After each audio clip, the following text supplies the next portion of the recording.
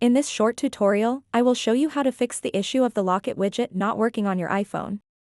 The Locket Widget app may sometimes face problems where it stops showing live photos from your best friends on your home screen. This can be frustrating, especially if you enjoy seeing new pictures from your friends every time you unlock your phone. But don't worry, fixing it is quick and simple.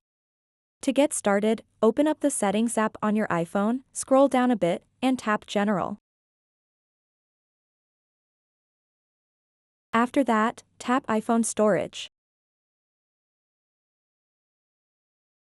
Then scroll down and find the Locket Widget app from the app list. If you can't see it here, tap Show All.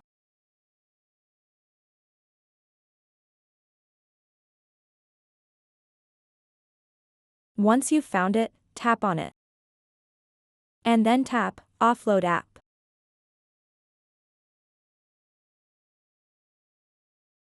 By offloading the app, you essentially remove it from your device while retaining its data. This process can help eliminate any underlying issues or corrupted files that might be causing the app to malfunction.